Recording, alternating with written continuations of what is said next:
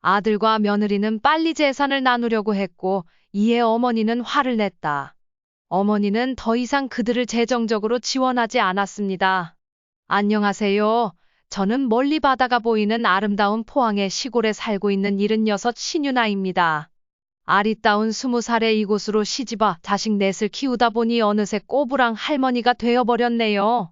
세상 일이 다 내 뜻대로 되지는 않지만 자식을 키우는 일만큼은 정말 제 마음대로 되지 않는 일이라는 걸 깨달았습니다. 그래도 세상 그 무엇과도 바꿀 수 없는 소중한 가치가 바로 부모로서의 삶이지요. 지금은 비교적 평화로운 노년을 보내고 있지만 여전히 자식 생각에 마음이 시끄러울 때가 많습니다. 오늘은 70이 넘은 나이에도 오랫동안 제 속을 썩였던 우리 막내 아들놈과 막내 며느리 이야기를 좀 풀어볼까 합니다. 제 동년배 친구분들께서도 공감하실 부분이 많을 것 같아 기대가 됩니다. 제 이야기를 찬찬히 들어보시고 비슷한 경험이 있으시다면 어떻게 처신하셨는지 댓글로 남겨주시길 바랍니다. 또 앞으로 제가 아이들을 대할 때 어떻게 대하면 좋을지 귀한 의견도 부탁드립니다. 자식에 대한 일은 배워도 끝이 없는 것이니까요. 여러분의 소중한 의견을 잘 새겨 앞으로 살아가는데 큰 도움이 될 것 같습니다. 그럼 이제 제 이야기를 시작해 볼게요. 저는 포항의 시골에서 남편과 함께 농사를 짓고 읍내에서 작은 물 횟집을 운영하며 4남매를 키웠습니다. 큰아들, 둘째 아들, 셋째 딸, 그리고 막내 아들까지 아이들은 모두 나름대로 잘 자라주었지요. 그런데 막내 지훈이는 다른 아이들과 달리 8살이나 늦게 태어난 늦둥이였습니다. 남편은 원래 자식들에게 약했지만 막내 앞에서는 그야말로 무장해제였죠. 그리고 우리 막내는 다른 아들들에 비해 애교가 많아 딸내미 같은 성격이라 더욱 사랑을 많이 받았습니다. 우리 막둥이 주려고 내가 오늘 장에 나갔다가 이 사탕을 사왔지. 지훈이가 얼마 전부터 먹고 싶다고 하더라고. 또요? 이렇게 다 해주면 어떡해요? 이러다가 지훈이가 버릇없이 크면 어쩌려고 그래요? 남편이 유독 막내를 어여삐 여기며 과자며 장난감이며 열심히 사다 주면 저는 하루가 멀다 하고 잔소리를 했습니다. 그때마다 남편은 항상 웃어 넘기기 일쑤였어요. 그렇게 막내는 남편의 온갖 사랑을 받으며 자랐고 덕분에 조금 버릇없는 아이로 컸습니다. 그래도 호랑이처럼 무서운 큰형 앞에서는 한없이 작아졌지요. 지훈아, 내가 방 정리하라고 했는데 안 치웠어? 빨리 이리 와. 큰아들이 엄한 목소리로 부르면 막내는 꼼짝 못하고 달려가곤 했습니다. 아이들은 저희 부부 곁에서 무럭무럭 자라주었고 남편과 저는 농사와 식당 일로 돈을 열심히 모았습니다. 그렇게 10년간 성실하게 일하며 모은 돈으로 나중에는 읍내에 작은 식당을 차릴 수 있었어요.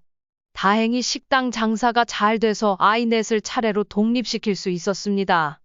가장 먼저 집을 떠난 건 의젓한 큰아들 태민이었어요. 큰아들은 공고를 졸업한 후 대구에 있는 중소기업에 취직했습니다. 28살이 되던 해 결혼도 했지요. 둘째 아들 도현는 공부를 잘해서 서울에 있는 4년제 대학에 진학했습니다. 둘째는 대학을 졸업한 후 경기도에 있는 공기업에 취직해 자리를 잡았고요. 셋째 딸 지수는 대구에 있는 간호대학을 졸업한 후 개인 병원에서 일하다가 그곳에서 사위를 만나 자리 잡았습니다. 이제 남은 건 막내였습니다. 막내는 형제들이 떠난 후에도 한참 집에 머물렀습니다. 포항에 있는 2년제 전문대를 졸업한 후 잠시 집에 머물다가 포항 시내에 있는 한 건설회사에 들어갔어요. 집에서 시내까지 대중교통이 좋지 않아 버스를 타고 다니려면 1시간 반이 넘게 걸렸지만 자취하는 돈이 아깝다며 포항 구석에 있는 저희 집에서 꿋꿋이 출퇴근을 했지요. 그런데 막내가 29살이 되던 해에 고혈압이 있던 남편이 심근경색으로 쓰러지고 말았습니다. 칠순을 바라보던 나이였죠. 남편은 투병 끝에 결국 이른을 넘기지 못하고 제 곁을 떠났습니다. 아이고, 여보. 나만 혼자 두고 떠나면 나는 어찌 살란 말입니까? 막내 결혼하는 것도 보고 우리 같이 여행도 다니면서 오래오래 행복하게 살기로 했잖아요. 그렇게 남편을 떠나보내고 저는 남편이 농사 짓던 땅을 모두 팔았습니다. 물 횟집을 운영해야 했기에 집 뒤편에 있는 작은 텃밭 정도만 제가 관리할 수 있었거든요. 남편이 떠난 후에도 저는 홀로 식당을 지키며 살아가야 했습니다. 평생 의지하고 살았던 남편 없이 혼자 남겨진 그 시간이 참 쓸쓸하고 힘들었습니다. 하지만 나이가 들면 가까웠던 이들이 하나둘 떠나는 건 어떻게 보면 자연스러운 일이겠지요. 그 사실을 담담하게 받아들이며 슬픔을 삼키고 꿋꿋하게 살아갔습니다. 그래도 아이들이 무사히 가정을 이루고 떡두꺼비 같은 손자 손녀를 키우는 모습을 보는 즐거움이 있었어요. 그렇게 세월이 흘러 막내가 35살이 되던 해 드디어 장가를 가게 됐습니다. 남편이 세상을 떠난 지 딱 6년째 되던 해였네요. 막내는 미용실에서 일하던 며느리를 만나게 되었고 상견례 자리에서 사돈 내외가 저에게 이렇게 말하더군요. 훌륭하십니다, 사부인. 넷이나 되는 자식들을 이렇게 훌륭하게 키우셨네요. 저희 외동딸 앞으로 잘 부탁드립니다. 외동이라 오냐오냐 키우긴 했어도 어디 가서 예의 없다는 소리는 듣지 않도록 가르쳤습니다. 부족한 점이 있으면 많이 가르쳐 주시길 부탁드립니다. 사돈 어른은 중학교 교사셨고 사부인도 참 조용하고 예의 바른 분들이셨어요. 특히 예비 며느리가 이렇게 말하더군요. 어머님, 저희 아버지가 세상에서 제일 무서운 분이에요. 어릴 때 엄하게 자라서인지 아버지가 제 이름만 불러도 가슴이 콩닥콩닥 떨렸다니까요. 마치 우리 막내 아들이 큰형을 무서워했던 것처럼 막내 며느리도 사돈 어른을 무서워하며 자랐던 모양입니다. 그래서인지 며느리는 제 앞에서 예의를 바르게 차렸지만 하고 싶은 말은 꼭 해야 직성이 풀리는 성격이더군요. 그래도 그런 당돌한 모습마저 그때는 어여쁘게 보았지요. 막내 아들도 나이가 어려 귀여워했는데 하물며 막내 며느리는 얼마나 귀여웠겠어요. 뽀얀 얼굴이 마치 아기 같다는 생각까지 들었습니다. 막내 부부가 결혼한 지 1년 정도 지났을 때의 일입니다. 막내 아들까지 출가하고 나니 자식들이 저를 혼자 두는 걸 걱정하기 시작했죠. 어느 날 큰아들 태민이가 집으로 찾아와 이야기하였습니다. 어머니, 혼자 생활하신 지 벌써 1년이 넘어가는데 괜찮으세요? 생활하실 때 불편한 점은 없으세요? 아니다. 아직 몸도 건강하고 식당도 하고 있는데 뭐가 불편하겠니? 나는 잘 지내고 있어. 이제 슬슬 식당 일을 정리하세요. 나이도 있으신데 무리하시다가 어디 다치기라도 하시면 큰일 납니다. 자식들은 저를 챙기려 했었지만 오히려 그들에게 미안한 마음이 들었습니다. 그들의 삶을 방해하지 않으려 했었지만 아이들이 저를 걱정해주는 마음은 참 고맙기도 했죠. 멀리 서울에 사는 둘째는 자주 오기 힘들었지만 가까이 사는 자식들은 한 달에 한 번씩 시간을 맞춰 저를 찾아오곤 했어요. 둘째 아들도 2달에 한 번씩은 잊지 않고 얼굴을 비추었죠. 그날도 여느 때처럼 자식들이 날짜를 맞춰 우리 집에 모이기로 한 날이었습니다. 포항 시내에서 살던 막내 부부도 어김없이 도착했죠. 그런데 그날 막내 며느리가 눈치를 보더니 방에 혼자 있던 저에게 조용히 다가와 말을 꺼내더군요. 어머님, 제가 할 말이 있는데요. 뭔데? 무슨 일 있니? 며느리는 쭈뼛거리며 주저하더니 조심스럽게 말을 이어갔습니다. 사실 결혼하고 나서 매달 한 번씩 여기에 찾아오는 것이 조금 힘들어요. 제가 외동으로 자라서 그런지 형제들이 북적이는 게 잘 적응이 안 되고요.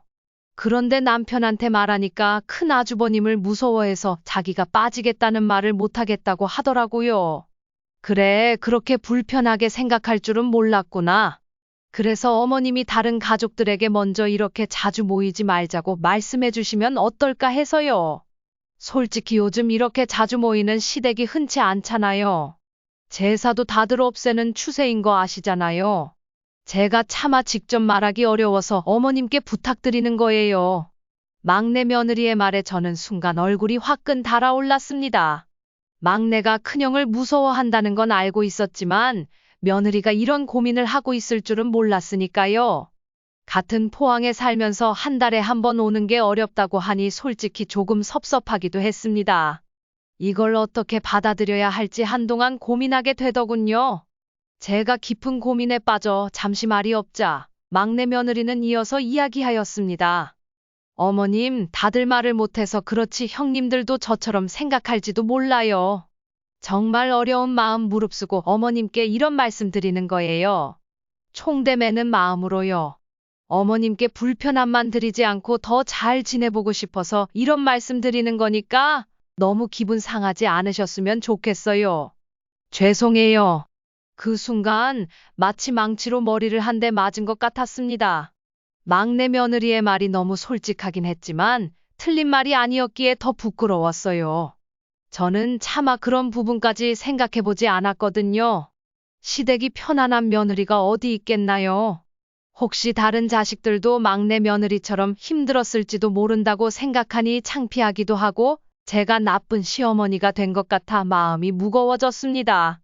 막내 며느리에게는 알겠다고 고개를 끄덕인 후 그날 저녁 자식들을 모아놓고 말을 꺼냈습니다. 앞으로는 이렇게 자주 내려오지 말아라. 나도 이제는 몸이 힘드니 편하게 쉬고 싶구나. 명절에도 제사 같은 건 다 없애고 그냥 밥만 먹자. 물론 막내 며느리의 이야기는 배제한 채로 말했지요. 그런데 막내를 제외한 다른 자식들과 며느리들이 모두 난색을 표하더군요. 그동안 별 탈 없이 잘 지내시다가 갑자기 이게 무슨 말이냐고 하면서 말이에요. 어수선해진 분위기 속에서 손주들까지 어른들의 눈치를 보기 시작했죠. 그래도 저는 뜻을 굽히지 않았습니다. 이게 가족 모두를 위한 최선의 방법이라고 생각했거든요. 막내 며느리의 말을 듣고 보니 다른 며느리들도 차마 앞에서는 싫다는 말을 못했을 수도 있겠다는 생각이 들었습니다. 왜 미리 생각하지 못했는지 제가 참 어리석다는 생각이 들었어요. 잠시 소란이 있었지만 그 이후로 자식들이 서로 시간을 맞춰 저희 집에 오는 일은 멈추게 됐습니다. 하지만 얼마 지나지 않아 큰아들 내외가 손주들을 데리고 슬그머니 다시 저희 집에 찾아왔어요. 그 소식을 들은 둘째 아들 내외와 셋째 딸 내외도 다시 시간을 내서 오기 시작했습니다. 심지어 따로 연락도 하지 않았는데 오는 날이 겹쳐서 아이들 내외와 손주들까지 모두 한자리에 모인 날도 있었습니다. 그날 저는 아이들에게 이렇게 말했습니다. 너희도 참 오지 말라니까. 왜 자꾸 오니? 태민이, 도현, 지수야, 너희는 내가 키운 엄마니까 편하고 괜찮겠지만 너희 배우자들은 힘들 수도 있잖아. 결혼했으면 자기 가정이 우선이잖니. 각자 사돈도 더 챙겨야 하고. 그러자 큰 며느리가 손을 내저으며 서운한 기색을 내비쳤습니다. 어머님, 그게 무슨 말씀이세요? 저희 정말 서운해요. 포항에 와서 어머님 뵙는 걸 저도 원하고 아이들도 좋아해요. 어차피 주말마다 애들 데리고 나가는데 여기 오는 게 제일 좋아요. 혹시 저희 찾아오는 게 부담되시면 아무것도 준비하지 않으셔도 돼요. 제가 음식 모두 챙겨올게요.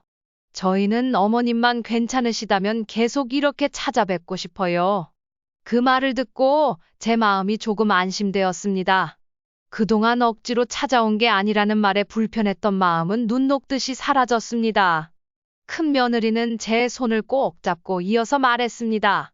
어머님, 먼저 가신 아버님도 그렇고 저희에게 정말 잘해주셨잖아요. 그리고 남편도 저희 친정에 무척 잘해요. 어머님 댁에 오는 만큼 친정에도 자주 가고 있어요.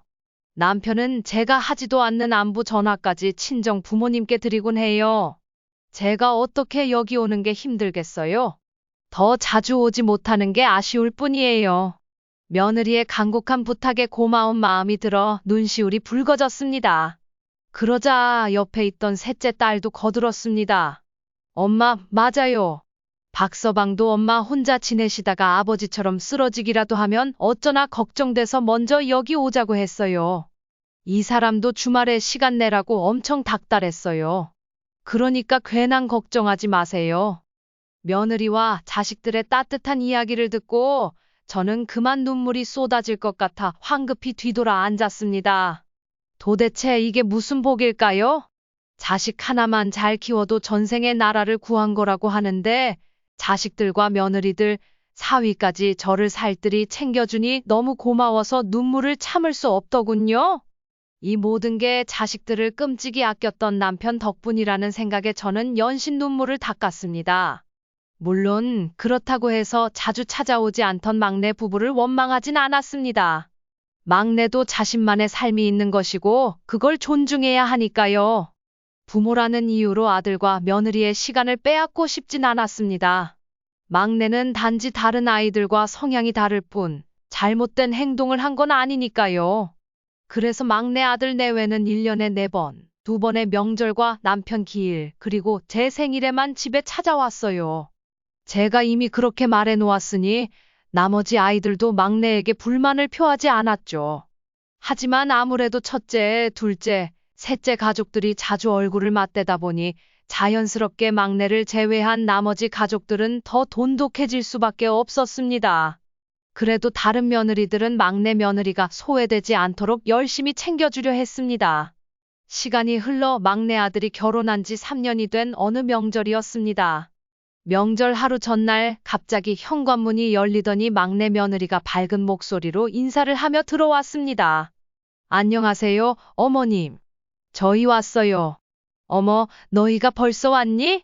저는 깜짝 놀랐습니다. 보통 명절 전날에는 큰아들 내외와 둘째 내외가 하루 종일 음식을 준비하고 고기를 구워 먹으며 시간을 보내곤 했습니다. 그러다 다음 날 아침에 식사를 마치고 각자 처가로 향했죠. 딸 부부는 사돈댁에 먼저 들른 후 명절 당일 저녁에 저희 집으로 오곤 했고요. 막내 부부는 항상 명절 당일 아침에 와서 아침 식사만 하고 갔었습니다.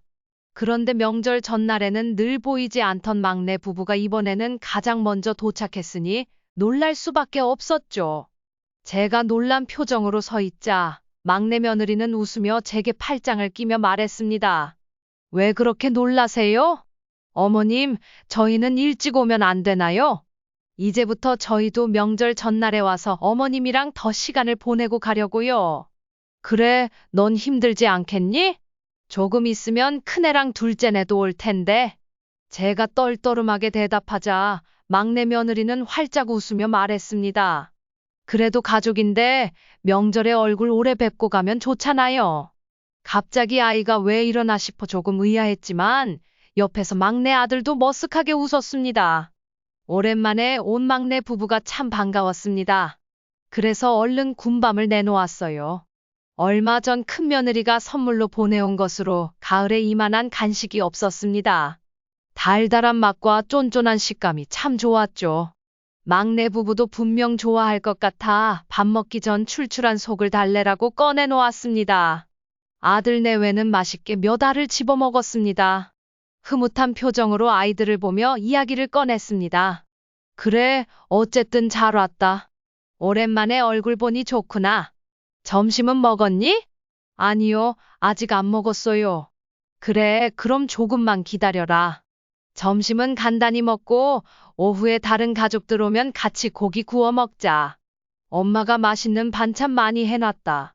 저는 미리 준비해둔 반찬을 꺼내며 문득 고기 반찬이 없으면 투정을 부리던 막내가 떠올랐습니다. 남편이 세상을 떠나기 전 철없던 막내의 모습이 생각나니 저도 모르게 웃음이 났습니다. 그 철없던 아이가 이제 결혼도 하고 수염 거뭇거뭇한 아저씨가 되었으니 참 신기한 일이죠. 그래서 손주들 주려고 재워둔 제육볶음을 냉장고에서 꺼내 고추와 쌈, 채소를 따러 텃밭으로 향했습니다. 어머님 어디 가세요? 제육볶음 할 건데 상추가 없어서 텃밭에서 좀 뽑아오련다. 편하게 앉아서 쉬고 있어. 바람 잘 통하라고 창문이랑 현관문도 다 열어놨으니까 시원할 거야. 아들은 간단히 차리는 점심에 무슨 제육볶음이냐며 툴툴댔지만 제육볶음은 아들이 가장 좋아하는 반찬이었죠. 저는 속으로 웃으며 텃밭으로 나가 싱싱한 상추와 고추를 따서 다시 집으로 들어왔습니다. 그런데 신발을 벗고 거실로 올라서려던 순간 집안에서 들려오는 대화 소리에 발걸음이 멈췄습니다. 목소리를 낮춰 소곤거리는 분위기가 심상치 않았죠. 숨을 죽인 채 그 대화를 엿듣고 말았습니다. 진짜 얼굴 당긴다. 어머님 앞에서 억지로 웃느라 얼굴에 경련이 날 것 같아. 며느리가 짜증을 부리자 아들이 조용히 달래듯 타일렀습니다. 조금만 참아. 어머님한테 한 번이라도 더 잘 보여야 한 푼이라도 더 받을 수 있을 거야. 며느리는 다시 걱정스러운 목소리로 말했습니다. 그거 진짜 확실한 투자 맞는 거지? 당신 친구 정보 믿을 만한 거지? 이번 투자도 망하면 정말 끝이야. 아들은 약간 날카로운 목소리로 답했습니다. 그러게, 저번에 왜 그렇게 무리해서 대출 받아주시게 다 넣었어? 그 일만 아니었어도 투자금 정도는 충분했을 텐데. 잠시 침묵이 흐른 후 아들이 덧붙였습니다. 장인어른께 부탁 한번 드려보면 안 될까? 아무래도 형편이 더 나으시잖아. 미쳤어? 우리 아빠가 내가 주식으로 돈 날린 거 알면 날 죽일 거야. 당신 진짜 어머님이 물려줄 재산 있는 거 확실해? 확실하다니까. 사남매 결혼할 때 보태주신 돈들은 아버지가 살아계실 때 마련한 돈이야. 농사 짓던 땅 팔았던 돈도 아직 가지고 계시고 어머니 가게도 작긴 해도 장사가 잘 되니까. 이 말을 듣고 제 발이 떨어지지 않았습니다. 가슴에 말 그대로 대못이 박히는 것 같았죠. 저에게 이런 일이 생길 줄은 상상도 못했습니다. 충격의 머리가 어지러울 지경이었는데 며느리는 계속해서 말을 이어갔습니다. 혹시 그 땅 팔았던 돈으로 부족하면 어머니한테 가게도 정리하라고 말해. 가게 정리하면 또 목돈 생기잖아. 유산 미리 받는 셈치고 말하자. 알았어. 근데 내가 어머니한테 돈 달라고 한 걸 큰형이 알면 가만 안 있을 거야. 형들 오기 전이나 내일 늦게까지 남아있다가 슬쩍 말씀드려 볼게. 잠시 대화가 끊긴 듯 싶더니 막내 아들이 나지막이 한숨을 쉬며 이야기했습니다. 어머님한테 그 목돈이 있는 줄 알았으면 진작 형님들처럼 자주 올 걸 그랬어. 그 얄미운 것들 어머님한테 돈 있는 거 알고 미리 알랑방귀나 뀌고 다녔던 거 아니야? 진짜 하나부터 열까지 마음에 드는 게 없어. 그러니까 아버지가 살아계실 때 그 땅을 자식들한테 나눠주셨으면 얼마나 좋아? 이제 와서 비위 맞추려니 귀찮아 죽겠어. 아버지는 사람은 좋았어도 실속이 없었어. 그래서 큰형이 날 쥐 잡듯이 잡아도 아무 말도 못했지. 살아계실 때나 돌아가신 후나 도움이 안 돼. 어머니도 참 눈치 없이 오래도 사셔. 나이 먹었으면 일찍 저 세상 가서 자식들한테 유산이나 나눠주면 좋았잖아. 괜히 오래 살아서 이 깡 시골까지 매번 오가게 만들고. 그 순간 제가 무슨 이야기를 듣고 있는 건지 판단이 서지 않았습니다. 천천히 다시 생각해보니 기가 막혔습니다. 두 사람이 저를 구슬려 돈을 뜯어내기 위해 생전 오지도 않던 명절 전날에 구렁이처럼 집에 찾아온 거였죠. 분노가 폭발하듯 솟구쳐 올랐습니다. 더 이상 참을 수 없었습니다. 그동안 쌓인 분노가 한꺼번에 터져나와 거실로 뛰어들어가 들고 있던 바구니를 그 배은망덕한 부부 앞에 내동댕이 쳤습니다. 바구니에 가득 담긴 상추와 고추, 깻잎이 바닥에 나뒹굴었죠. 갑작스러운 저희 등장에 막내 아들과 며느리는 깜짝 놀라 당황한 얼굴로 저를 바라봤습니다. 어머니 언제부터 거기 계셨어요? 내가 언제부터 있었으면 뭐 어쩔 거냐? 너희가 무슨 말을 했는지 다 들었다. 듣자 하니까 유산 눈치도 없이 오래 산다고. 네가 어떻게 네 부모를 그렇게 말할 수 있니? 내가 너를 어떻게 키웠는데? 네 아버지가 널 얼마나 애지중지했는데? 저는 서러움과 분노에 눈물을 쏟으며 막내에게 소리쳤습니다. 막내는 아무 말도 못하고 입만 뻐끔거리더니 횡설수설하며 변명하기 시작했습니다. 아니, 그게 아니고요. 엄마, 그냥 어차피 나중에 물려주실 돈이니까 미리 아버지가 저한테 남겨주셨으면 좋았겠다는 그런 얘기였어요. 그리고 어머니도 어차피 그 돈 다 우리 형제들한테 나눠주실 거잖아요. 제가 사정이 급해서 그래서 그랬어요. 눈물을 훔치며 저는 더 크게 소리쳤습니다.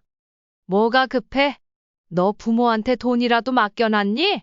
결혼 전에 이 집에 살면서 생활비 한 번 내본 적 있어? 뭐 했니? 가만히 앉아 내가 차려주는 밥상이나 받아 먹었지. 그런데 그렇게 정성으로 널 키운 부모한테 뭐가 어째? 네가 그러고도 사람 새끼냐? 막내는 더 이상 할 말이 없는지 고개를 푹 숙였습니다.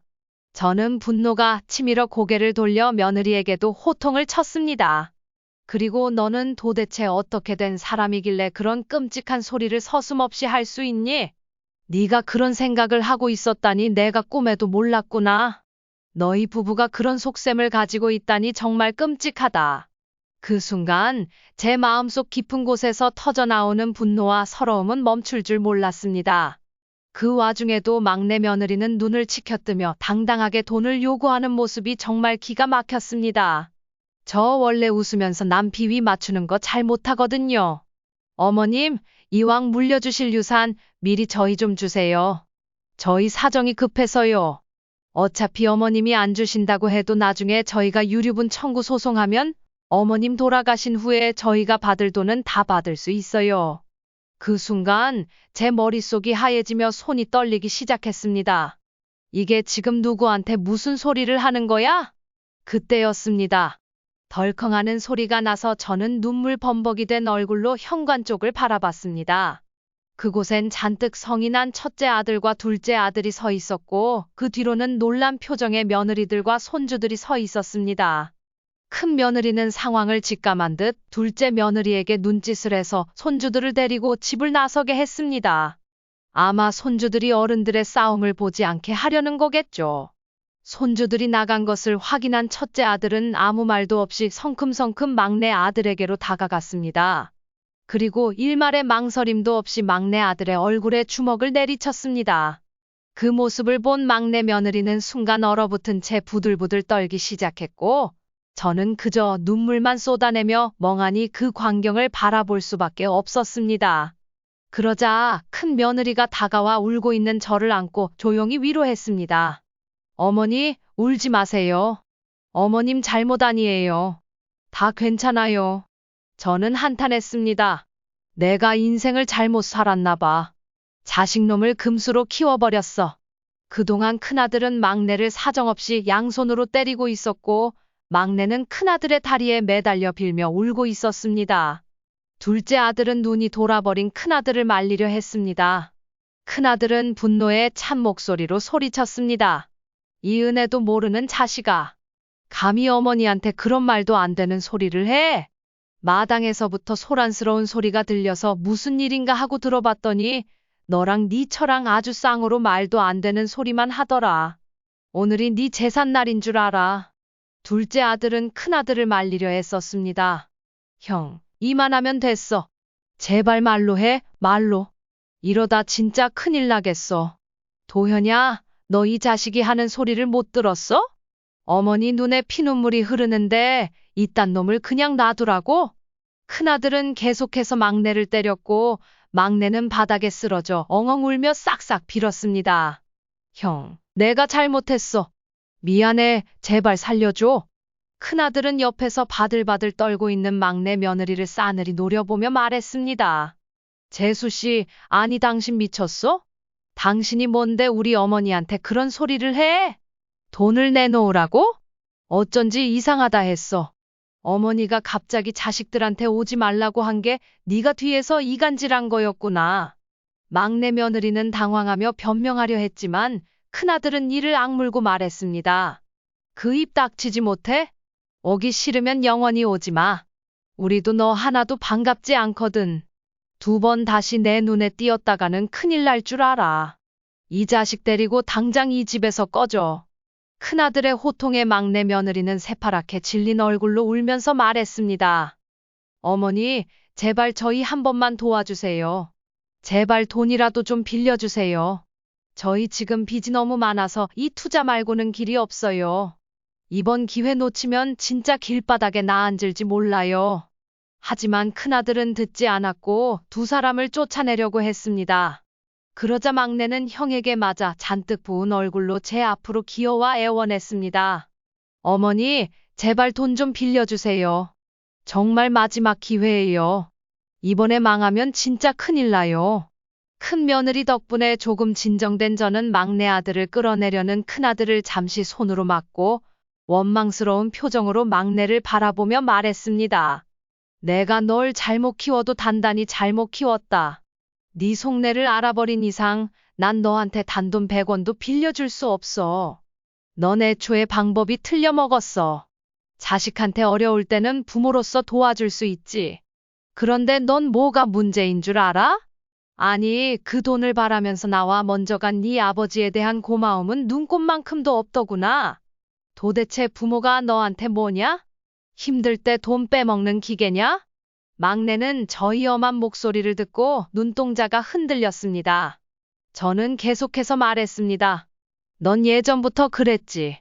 조금이라도 귀찮고 불편한 일은 하기 싫어하고 부모는 당연히 널 위해 희생해야 한다고 생각했어. 나이 들어서 조금 철이 든 줄 알았는데 내 착각이었나 보다. 너랑 네 처가 나를 어떻게 생각하는지도 이제 정확히 알았으니 난 더 이상 널 내 자식으로 생각하지 않을 거다. 네가 앞으로 어떻게 살든 아무 조건 없이 널 위하고 사랑해주던 가족은 이제 없는 거야. 그건 네 썩어 빠진 정신과 행동으로 생긴 결과니까 평생 그렇게 살도록 해. 저는 눈물로 가득 찬 목소리로 마지막으로 말했습니다. 이제 가거라. 더는 널 보고 싶지 않다. 막내는 제 말을 듣고 아무 말도 하지 못한 채 눈물만 뚝뚝 흘렸습니다. 그리고 힘겹게 몸을 일으켜 힘없이 현관으로 향했죠. 현관으로 나가는 도중 막내는 둘째와 눈이 마주쳤지만 둘째 역시 굳은 표정으로 단호하게 말했습니다. 넌 어머니께 돌이킬 수 없는 실수를 저질렀어. 막내 며느리는 잠시 눈치를 보더니 이내 막내 뒤를 따라 후다닥 도망치듯 나갔습니다. 그들이 마당을 벗어나는 발자국 소리가 들리자 저는 그만 바닥에 주저앉아 그동안 애써 참아왔던 눈물을 터뜨리고 말았습니다. 큰 며느리는 함께 주저앉아 저를 감싸 안으며 울었고 큰아들과 둘째 아들도 뒤돌아서서 눈물을 훔치고 있었습니다. 그때 둘째 며느리가 손주들을 데리고 들어왔는데 놀란 손주들을 조용히 작은 방 안으로 들여보냈습니다. 다음 날 아침 소식을 들은 딸 내외가 손주와 함께 일찍 집으로 찾아왔습니다. 딸은 무척 속상해하며 제 손을 꼭 잡았습니다. 엄마, 그냥 다리 몽둥이를 부러뜨려 버리지. 그걸 그냥 보냈어? 아니야, 걔 충분히 혼났어. 큰형이 아주 흠씬 두들겨 패줬거든. 딸의 말에 저는 한숨을 내쉬었습니다. 속상해 죽겠다. 어떻게 40이 넘어서도 그렇게 정신을 못 차릴까? 자식들의 대화를 들으며 저는 그저 한숨만 내뱉을 수밖에 없었습니다. 마음이 찢어질 듯 아팠고 제 자식이 그런 일을 저질렀다는 사실이 너무도 참담했습니다. 하지만 한편으로는 이 일이 더 커지지 않고 이렇게 지나갔다는 안도감도 들었습니다. 딸은 걱정스러운 표정으로 저를 바라보며 말했습니다. 엄마, 정말 괜찮은 거 맞아? 괜찮아, 둘째야. 너희는 얼른 처가로 가라. 사돈 어른들이 목이 빠져라 기다리시겠구나. 너무 걱정 마. 태민이 내외가 오늘 함께 있어준다고 하니까 너희는 이제 가. 둘째 아들은 한참을 망설이다가 결국 떠났습니다. 그런데 그날 오후 정말 깜짝 놀랄 만한 손님이 저희 집을 찾아왔습니다. 바로 막내 며느리의 부모님인 사돈 부부였습니다. 사돈 어른들의 뒤에는 볼이 붉게 부어오른 막내 며느리와 죄지은 표정으로 고개를 떨군 막내 아들이 서 있었습니다. 방으로 들어오자마자 사돈 부부는 고개를 푹 숙이며 말했습니다. 사부인, 정말 죄송합니다. 제가 자식 교육을 잘못 시켜도 한참 잘못 시켰습니다. 너희들도 얼른 무릎 꿇어. 그 말에 막내 아들과 막내 며느리는 후다닥 제 앞으로 와 무릎을 꿇었습니다. 그 모습을 확인한 후 사돈 어른은 진심으로 죄송하다는 표정으로 저를 바라보며 말했습니다. 박서방에게 어제 있었던 일 전부 들었습니다. 명절이라 찾아온 박서방의 몰골이 엉망이기에 무슨 일인가 물었더니 이야기를 들으며 저도 가슴이 무너지는 것 같았습니다. 이런 상황까지 오게 한 게 저도 죄스러웠고 사부인께 진심으로 사과드립니다. 사돈 어른의 진심 어린 사과에 저는 차마 뭐라 말할 수 없었습니다. 사돈 어른은 말을 이어갔습니다. 처음엔 박서방이 아무 말도 못하고 얼버무리기에 이상해서 계속 물었습니다. 제 딸아이는 끝까지 입을 닫으려 했지만 박서방이 죄인이라며 엉엉 울며 전부 실토하더군요. 그들 입에서 나온 말이니 실제로는 더 나쁜 말도 했겠죠. 사부인, 제가 자식을 잘못 키웠습니다. 그래도 사람 구실은 하고 다닐 거라고 생각했는데 제 생각이 짧았습니다. 옆에서 사부인은 눈물을 훔치고 있었습니다. 사돈 어른은 크게 한숨을 쉰 후 다시 말했습니다. 제 딸, 제가 혼주를 내놨습니다. 주식하느라 날린 돈과 남은 대출금은 전부 제가 책임지고 갚겠습니다. 저는 그 말에 깜짝 놀라며 고개를 저었습니다. 그걸 사돈 어른께서 왜 갚으십니까? 저들이 벌려놓은 일이니 저들이 알아서 해야죠. 그리고 사돈 어른 고개를 드세요. 제 딸도 보고 있잖아요. 그러자 사돈 어른은 말을 이었습니다. 사부인, 용서를 빌러온 사람이 남의 눈을 신경 써야 할 이유가 있겠습니까? 그리고 대출받아 주식을 한 건 박서방이 아니라 제 딸입니다. 그 일로 부인의 아드님이 피해를 입게 할 순 없습니다. 사돈 어른의 진심 어린 사과에 저도 같은 부모로서 마음이 미어졌습니다. 어쩌다 이런 일이 일어났을까 한숨이 절로 나왔지만 그 진심 앞에 더 이상 뭐라 할 수 없었습니다. 사돈 어른은 조용히 말을 이어갔습니다.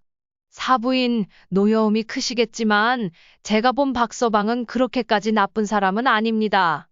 돌아가신 아버지 이야기를 하며 저와 술을 마시다가 펑펑 울던 적도 있었어요. 제 딸을 용서해달라고 부탁드리진 않겠습니다. 다만 사부인께 진 죄값을 치를 기회를 한 번만 주시길 부탁드립니다. 이대로 내치시면 사부인 마음이 더 다치실 겁니다. 모정이란 그런 존재지요. 그 말을 듣던 막내 며느리가 참지 못하고 끼어들었습니다. 아빠, 넌 조용히 해.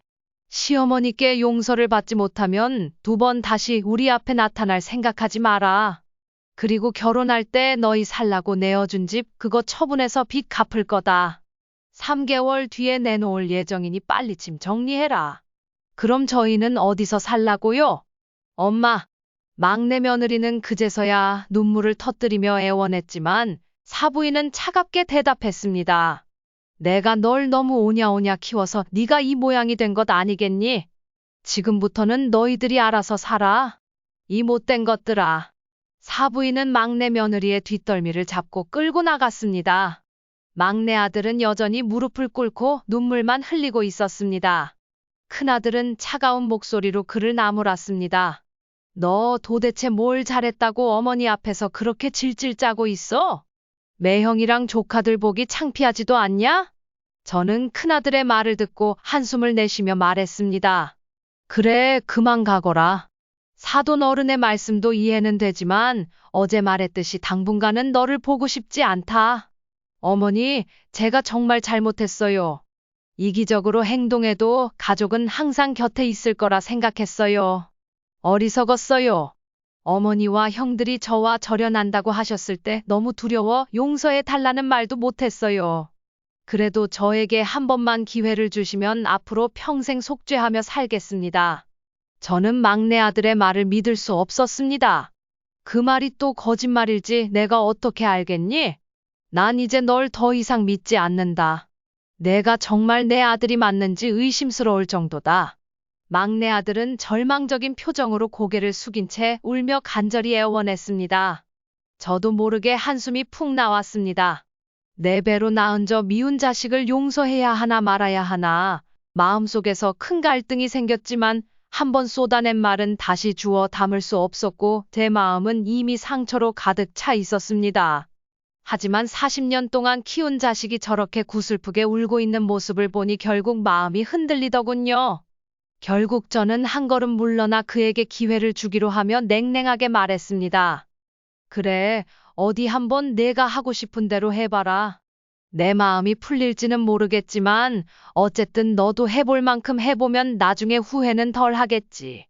막내 아들은 정말로 감사하다며 거듭 인사하고 눈물을 흘렸습니다. 옆에서 이 모습을 지켜보던 딸은 놀란 표정으로 저를 말리려 했지만 사위가 조용히 딸을 달랬습니다. 그 후로 막내 아들은 매주 주말마다 저를 찾아와 텃밭을 가꾸고 빨래를 하고 청소를 하는 등 집안일을 도맡아 했습니다. 일요일 저녁이 되어서야 비로소 집으로 돌아가곤 했죠. 그러나 저는 그런 막내 아들의 노력을 신경 쓰지 않았습니다. 마음속 상처는 쉽게 아물지 않았으니까요. 그리고 한 달 뒤 막내 며느리까지 막내 아들을 따라 저희 집에 오기 시작했습니다. 처음 집에 발을 들인 날 며느리는 어색한 표정으로 다가오더니 머리를 숙이고 무릎을 꿇으며 떨리는 목소리로 말했습니다. 죄송해요, 어머니. 그동안 너무 겁이 나서 차마 어머님 얼굴을 뵈러 올 용기가 없었어요. 그런데 저희 부모님께서 어머님께 용서를 구하지 않으면 저를 더 이상 딸로 생각하지 않겠다고 하세요. 그리고 남편도 어머님께 평생 용서를 빌며 살겠다고 하더라고요. 만약 제가 같이 잘못을 빌 생각이 없으면 여기서 이혼하자고까지 했어요. 막내 며느리는 눈물을 글썽이며 말을 이어갔습니다. 어머니, 제가 정말 철이 없었어요. 이런 결말을 원한 건 절대 아니었어요. 부모님도 남편도 저를 떠나면 저 혼자 어떻게 이 세상을 살아가겠어요. 제 철없는 행동이 이렇게 모든 사람들을 떠나게 할 수 있을 거라고 생각하지 못했어요. 이제야 깨달았어요. 제가 모든 사람을 실망시킬 만큼 큰 잘못을 했다는 걸요. 어머니, 저도 앞으로 이 사람 따라서 어머님이 용서해 주실 때까지 몇 번이고 계속 올게요. 정말 잘못했습니다. 며느리는 서러운 얼굴로 제 앞에서 펑펑 울었습니다. 아직도 그녀가 저에 대해 신랄하게 말하던 목소리가 머릿속에 맴돌았지만 그 눈물 앞에서 저는 침묵할 수밖에 없었습니다. 결국 며느리에게도 기회를 한 번 더 주기로 했습니다. 이 결정을 내리게 된 건 죄 없는 사돈 어른들 때문이었습니다. 그분들이 저에게 진심으로 용서를 구하는 모습을 보면서 마음이 약해졌거든요. 하지만 나머지 형제들은 저희 집에 올 때마다 여전히 집안일을 돕고 있는 막내 부부를 매우 못마땅해 했습니다. 마치 그들이 투명인간이라도 된 듯이 대했죠. 그럼에도 불구하고 막내 부부는 꿋꿋하게 저희 집을 찾아왔습니다. 그렇게 1년이 흘렀습니다. 놀랍게도 그들은 단 한 주도 빼먹지 않고 저희 집을 찾았습니다. 그리고 2달 전 제 생일에 저희 집에 약간의 변화가 생겼습니다. 그날 막내 며느리가 처음으로 막내 아들과 함께 미역국을 끓여왔습니다. 뿐만 아니라 소갈비와 잡채까지 여러 가지 음식을 준비해서 가지고 왔더군요. 막내 며느리는 떨리는 목소리로 저를 불렀습니다. 어머니, 제가 만든 미역국 한 번만 맛봐주세요. 저는 한참 동안 대답하지 않았습니다. 그러자 며느리는 고개를 푹 숙였습니다. 그 모습을 보며 한숨을 내쉬고는 며느리의 손에 들린 숟가락을 집어들고 미역국을 한술 떠보았습니다. 미역국을 맛본 후 저는 숟가락을 내려놓으며 말했습니다. 맛있구나, 고맙다. 어디 한상 차려보거라. 배고프니까 애들 오기 전에 우리 먼저 한 끼 먹자. 지훈아, 너도 이리 와서 같이 밥 먹어라. 거실에서 청소를 하던 막내 아들은 제가 부르는 소리에 허겁지겁 달려와 눈가에 눈물이 고인 막내 며느리와 저를 번갈아 바라보다가 얼른 수저를 식탁에 놓고 제 옆에 앉았습니다. 그렇게 우리는 1년 만에 처음으로 함께 식사를 하게 됐죠. 말없이 밥을 먹던 막내 부부는 끝내 눈물을 흘렸습니다. 저까지 괜히 눈물이 날 것 같아 일부러 성질을 부리며 말했습니다. 왜 울어? 울지 마. 울면서 밥 먹으면 맛도 없잖아. 그렇게 우리 셋이 밥을 먹던 중 큰아들과 둘째 아들, 딸 내외가 집에 도착했습니다. 평소처럼 손주들은 근처 놀이터에 내려놨는지 보이지 않았습니다. 그들은 한 식탁에 앉아 밥을 먹고 있는 우리를 보며 놀란 표정을 지었죠. 막내 부부는 그들을 보고 잔뜩 기가 죽은 표정을 지었고 저는 일부러 아무렇지 않은 척하며 밥을 먹었습니다. 뭘 그러고 서 있어? 막내 며느리가 내 생일이라고 아침부터 와서 미역국이랑 음식을 잔뜩 했길래 같이 밥 먹고 있었어. 너희도 밥 안 먹었으면 이리 와서 밥 먹자. 막내 음식 솜씨가 아주 기가 막힌다. 잠시 침묵이 흘렀습니다. 그 침묵을 깬 사람은 다름 아닌 큰며느리였습니다. 막내 동서가 이 음식을 다 했다고요? 대단하네. 힘들었겠어. 어머님, 그럼 저희는 저녁에 고기 구워드릴게요. 다들 와서 각자 국이랑 밥 퍼서 앉아요. 여보, 그렇게 서 있지 말고. 둘째 부부는 뚱한 표정에 큰아들을 슬그머니 식탁으로 밀었고 사위 또한 딸을 살살 달래며 식탁에 앉혔습니다. 그렇게 어색한 침묵 속에서 모두가 열심히 밥을 먹고 있었습니다. 그때 큰아들이 심드렁한 목소리로 입을 열었습니다. 막내, 너 앞으로 이 형이 지켜본다. 어머니가 용서해 주셨으니까 나도 딱 한 번만 넘어가는 거야. 막내 재수 씨도 마찬가지예요. 우리 가족이 되려면 더 이상 뒤로 음흉한 생각하지 말고 어머니께 대들 생각도 하지 마세요. 그러면서도 큰아들은 미소를 지으며 덧붙였어요. 미역국 맛있네. 막내 재수 씨, 어머니 생신상 차려줘서 고마워요. 막내 부부뿐만 아니라 우리 모두가 큰아들의 말을 듣고는 미역국을 씹으며 눈물을 터뜨리고 말았습니다. 그날 저녁 우리는 정말 오랜만에 한 명도 빠지지 않고 모두가 함께 마당에 둘러앉아 바비큐 파티를 했죠.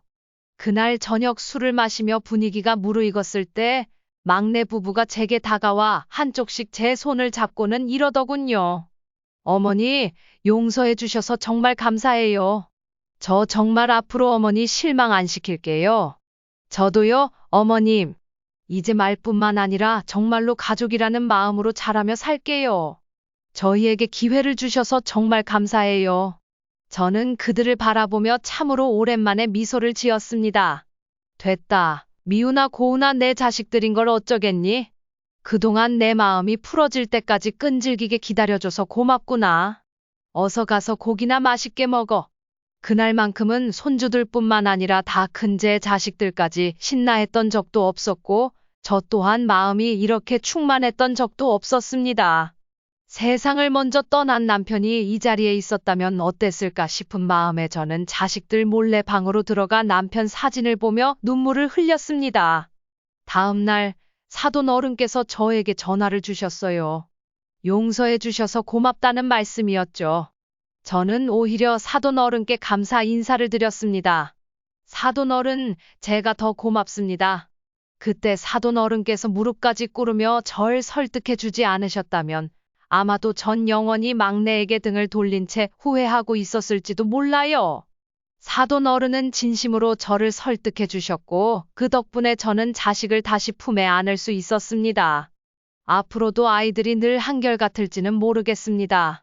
하지만 아이들이 가끔 속을 썩일 때마다 며느리의 빚을 대신 갚아주고 마음을 찢어가며 자식을 다시 거두었던 사돈 어른의 깊은 마음을 떠올리며 저도 부모로서의 마음을 다시 되새기게 될 겁니다. 막내 부부는 지금 방 2개짜리 작은 빌라에서 전세로 살고 있습니다. 당분간 두 사람은 돈을 모으는 데만 집중할 생각이라고 하네요.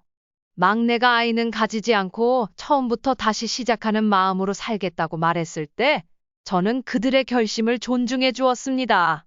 여러분, 이렇게 말도 많고 탈도 많았던 제 막내 아들 이야기는 여기까지입니다. 처음에 큰일이 터졌을 때는 오랫동안 가슴이 떨리고 매일 한숨으로 보내던 날들도 있었어요. 그런데 이렇게 뒤돌아보니 듬직했던 큰아들과 부모를 진심으로 위할 줄 아는 둘째와 셋째, 그리고 그들과 꼭 닮은 며느리들과 사위들, 마지막으로 자식을 위해 진심으로 용서를 구하고 저보다 더 엄하게 자식을 꾸짖었던 사돈까지. 이 모든 사람들이 있었기 때문에 막내 부부가 제자리로 돌아올 수 있었다는 생각이 듭니다. 아마 누구 한 사람이라도 없었다면 지금 이 소중한 시간을 다시 맞이하지는 못했을 겁니다. 혹시 지금 큰 어려움에 빠져 계시는 분이 있나요? 자식 때문에 또는 다른 가족 때문에 속을 썩이는 분이 있나요? 그렇다면 주변을 넓게 둘러보시길 바랍니다. 분명 도움의 손길을 내밀어 줄 사람이 있을 겁니다. 가족이 될 수도 있고 친한 벗이 될 수도 있지요. 그 사람들에게 의지하여 힘든 시간을 잘 이겨나가시길 바랍니다. 그럼 지금까지 저희 긴 이야기를 끝까지 들어주셔서 감사합니다. 저와 비슷한 경험이 있거나 또 다른 의견을 남기고 싶으신 분이 있다면 잊지 말고 글로 남겨 알려주세요. 가족에 대한 이야기를 다 함께 나눠보면 좋겠습니다. 그럼 항상 건강하시고 행복하세요.